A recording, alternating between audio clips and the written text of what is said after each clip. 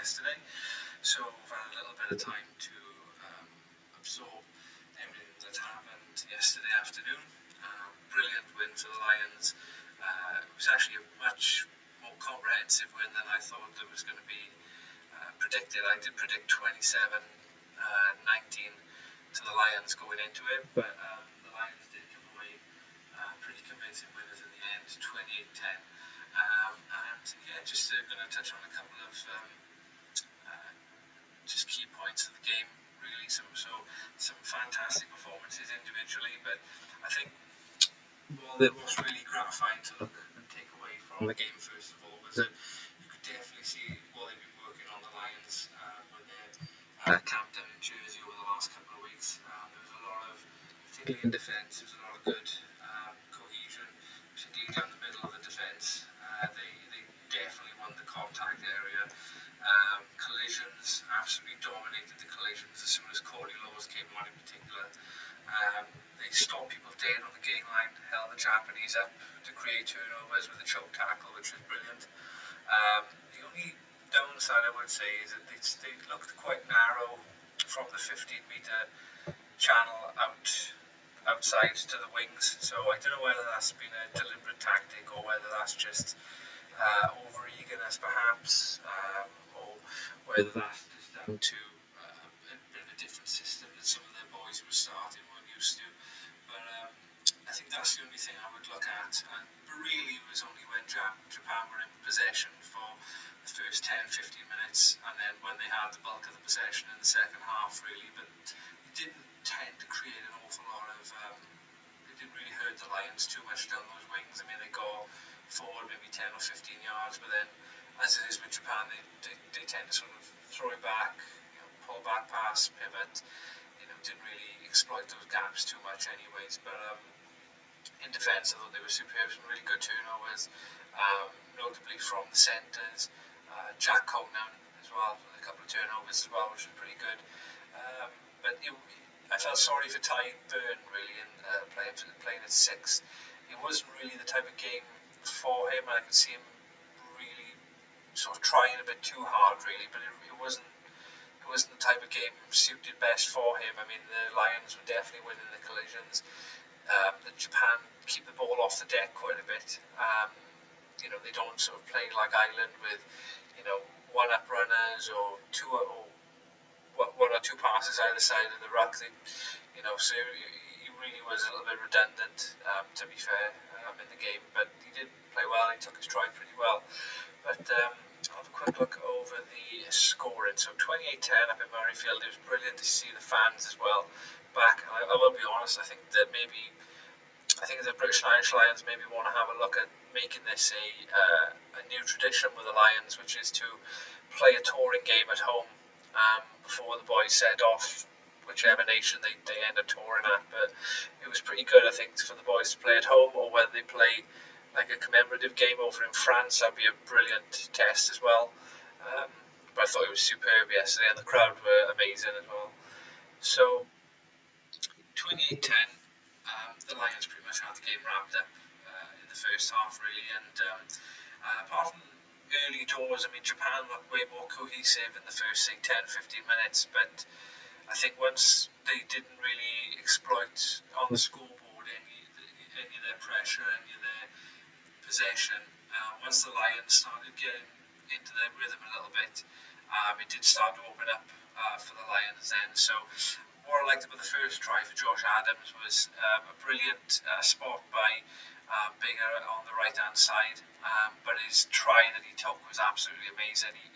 Before he actually caught the ball, he went from an out to in with his footwork to beat the Japanese winger, which I thought was absolutely brilliant. And Josh Adams he's just a brilliant finisher. I think he's got like 18 in 30-odd games for Wales, which is pretty good strike record, really. The Van der Merwe try was just, I think that Japan had been stretched way too far. Lions had gone quite wide and tight to the try line. It looked like the fullback had been sucked into the tackle or into the ruck as well. There was no guard, there was no sort of blindside defence, and Van der Merwe just picked up and went all the way through. But he was pretty good. I did like Van der Merwe, actually. He was very, very strong, obviously. Carried pretty well, offered. Run some really good lines, and I think the Lions, will look to use him if he does come into the test teams at all, really for some go forward. But the other two centres, the other two sort of go forward, go-to ball carriers in the back line were pretty good as well. I thought Bundyaki was very, very good. But before he came off then, for Farrell, I think it was, came on for him after about 50 minutes. But Henshaw was superb. His defence was amazing. The line that he cut for his try was brilliant as well. It reminded me an awful lot of the line he cut when he scored against the All Blacks in Chicago as well. He's so direct. He's really mobile, and I think he's one of the more improved players. Definitely a brilliant player once he gets a run of games under his belt and he's injury free for a while. So that was good.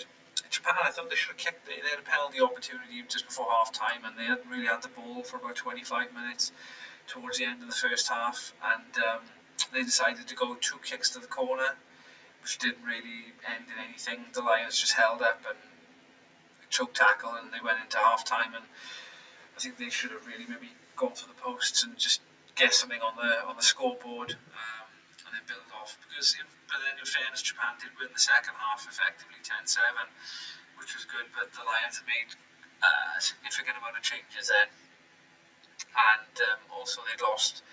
Alaman Jones had been lost by then, and Justin Timberlake as well. So, but the boys who come on did all right. There wasn't many really standout players who were amazing when they come on. Carl Sinclair was everywhere. Quite energetic, really, Carl Sinclair. But I think Ali Price and Owen Farrell and Andy Watson, they'll be looking for, the first game they start in South Africa, really, because they came into the game was already won. Japan pretty much had all the ball after about 50 minutes, last 25 minutes of the game as well. And in fairness, they did do well, and the boy Jimeno, which I tipped at number 8 to come on and do well. He did come on and he did score as well. He carried very, very well, and there was a 6 who came on as well, which was absolutely superb for Japan. Knocked down bigger right back, he did the tackle. But I thought it was a brilliant game overall. Japan really did play pretty well, considering they haven't played a game for about 18 months. They did, you could see in their their sort of their strategies and the flow of their game, their sort of that team muscle memory, that remembering of how to play, did come back to them early on in the first half and then at the end of the game. But they did struggle with the physicality of the Lions, and I thought the second rows were really, really good, really physical. Jack Conan, just to go on to the individual performances, I thought he was absolutely amazing. Really surprised me how well he played. He was everywhere. He carried well. Was tackling superb. Corey Laws was brilliant when he came on for Alaman Jones. I thought Conor Murray was pretty good as well. And Dan Bigger just ran the show. He ended up having man of the match, but he just ran the show from the start to finish. Josh Adams looking very hungry for work, as was Van der Merwe as well. Forward pack. The sort of the front forward pack did its job. They dominated Japan, and I think that both teams will be relatively happy with that. I think the scoreboard is pretty reasonable for Japan, considering that the strength and depth that the Lions had. The Lions will be very, very happy to pretty much get off the field at the end, because I think they ended up with the last 10 minutes playing with 14 men. They'd unloaded the bench by that point, and Jack Conan got taken off as a precaution with a hamstring sort of worry, but fortunately it doesn't look as if Jack Conan is going to have to be ruled out of the tour. But anyways, looking at some of the other stories, probably the main stories, like I said, Bigger said it's a very good stepping stone for the Lions going off to South Africa with a win.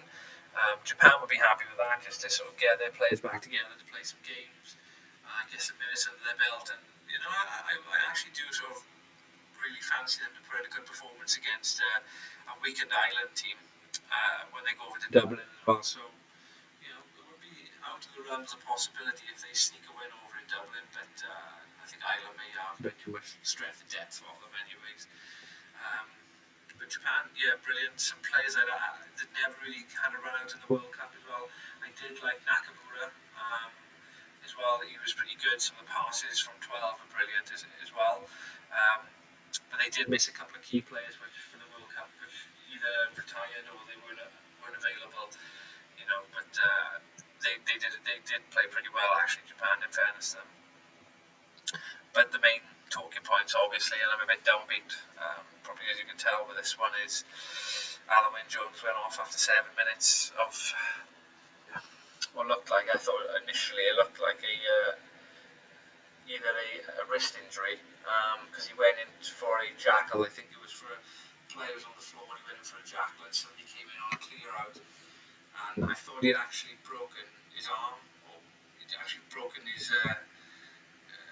wrist, but it looks now like a dislocated shoulder is what we're hearing. And whilst it probably in the best case scenario, what the Lions doctors are saying is that he may make the first test, I think they've made the decision that with his age and with the amount of rugby that he will be missing, that they've decided that it's best that he not tour with the team, and they've replaced Alan Wynne-Jones with Adam Beard, Wales second row, which I didn't expect them to pick Adam Beard. I knew he was in the initial Lions conversation, but I did fully expect them to pick Johnny Gray from Scotland, or James Ryan from Ireland. But I think James Ryan was actually injured. That's why he hasn't been considered or on standby, to be honest. But Adam Beard, I mean, the first thing, he's a huge guy, a massive unit, and he does get through a lot of work. But mainly his speciality is for mole defence, mole destruction. So you're going to need somebody a bit. You're going to need big men to go against the South Africans as well. I'm not saying Johnny Gray isn't, but I think when you look at who was selected as second row before Johnny Gray, Johnny Hill in particular from Exeter,